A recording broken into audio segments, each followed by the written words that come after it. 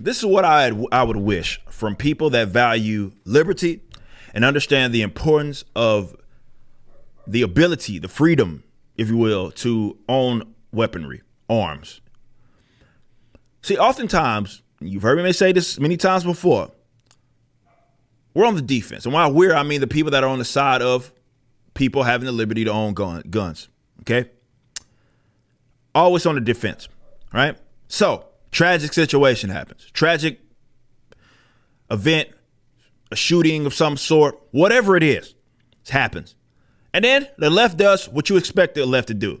They start trying to use that tragic event. They will dance on the dead bodies of fucking kids and children to try to then push forth whatever legislation.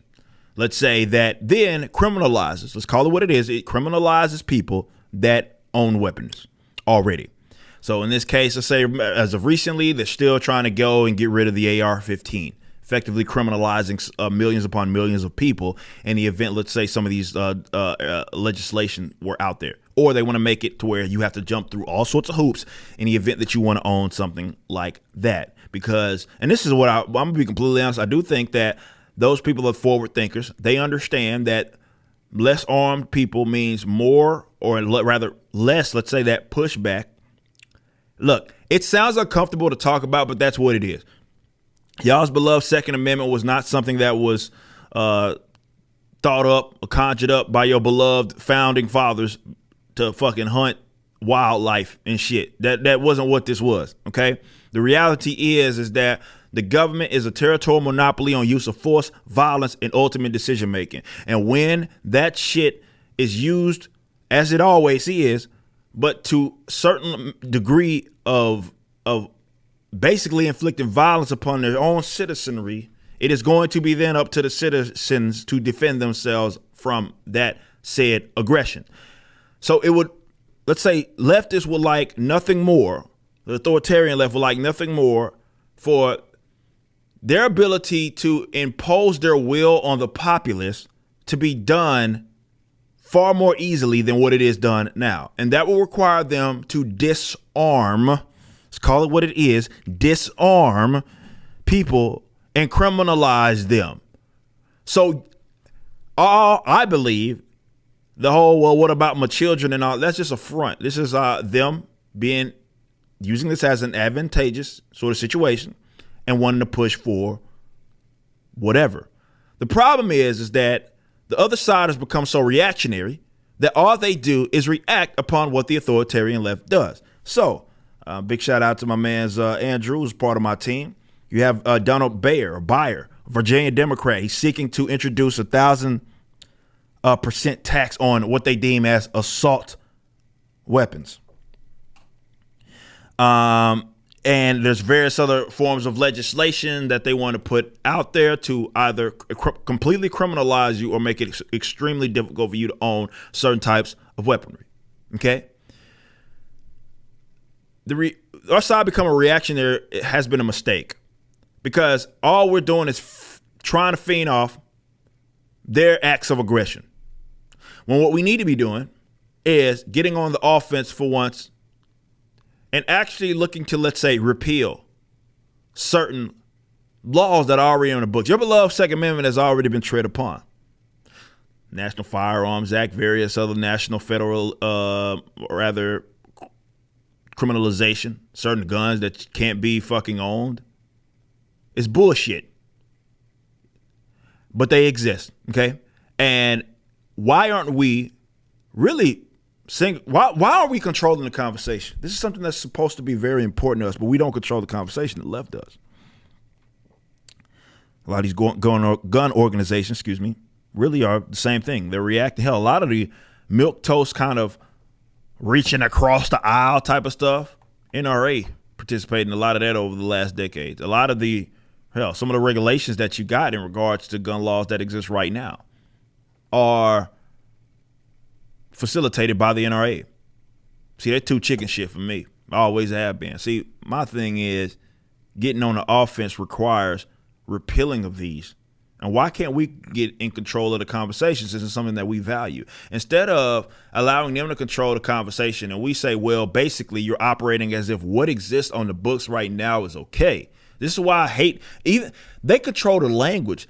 How many times, like, we talk about stuff that is already illegal, for example, so easily, right? And we just accept that as a reality when instead of looking at it, wait a minute, why is that illegal? Why is there already hoops that you have to jump through? Why is this these national background checks that are basically facilitated by government agents? Why wait a minute, why are those even a thing? See, if we wanted what we wanted and we actually were consistent on that issue, we wouldn't be on the defense, we'd be on offense and trying to get rid of these laws, forcing them to have to get on the defense for once in their fucking lives. They don't want that, of course, but I would encourage you guys to actually look into these conservatives, a lot of them that pay lip service to the gun rights or whatever you want to call them. Actually listen to what it is they say. Listen to them. Are they really? Because they're always talking about reaching across the aisle. What do we need in the there's no compromise to be made here. If you actually consistently value gun rights, there's no compromise to be made. There's nothing to talk about at all. It's like, hey, fuck off. We're not going to disarm the populace just to try to coddle your little emotions. That's not how we do. We know you're not even just to mention that it doesn't work. But the fact that extending it to its logical conclusion, if the government have it, we should have it. The fact that they're doing it is dangerous. Talk about, oh, well, they have all these resources. How many times you heard these damn leftists say that? Well, they got all these resources, so in the event that they just basically blackpilled, in the event that they decided to attack you, you couldn't do anything about it. I'm laughing in Vietnamese rice farmer. I'm laughing in the motherfucking Middle Easterns that wear rags and sandals and shit with outdated equipment that now have control of your fucking equipment that whooped y'all's ass in an area that y'all been involved in for fucking 20 years. Actually more than that, but you get what it is that I'm saying. And they got you the fuck up out of there, and now they control the area effectively. What you talking about? See, that is a government and those that act on their behalf wanting a populace of people that not only have to rely upon them, but also in the event that they decide to really ramp things up, you can't do anything about it.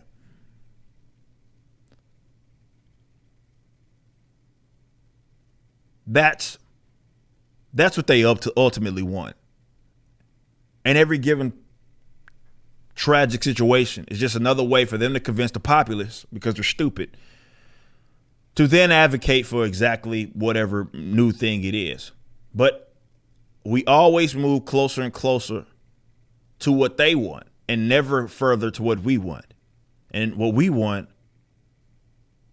again, those that are consistent on this issue, is not simply to defend or exist the laws that exist that already are there that criminalize folks for having certain type of guns. No. If it were up to us and we had our way and we actually got what it is that we wanted, those laws wouldn't exist. They're not there to be defended. Fuck referring to the National Firearms Act. How about we get rid of the goddamn NFA? You just listened to a clip from my podcast, For Canon's Sake, which is live throughout the week at 12 p.m. Central on youtube.com/YoungRipper59 and odyssey.com/@YoungRipper59. Be sure to check out my website, ericdjuly.com, so you can stay up to date with everything it is that I'm doing. You can also become a member and get access to a bunch of cool perks and exclusive content, which includes a social media hub where you can interact with myself and other members. It even has an app that you can get, which is now live in the Google and Apple stores.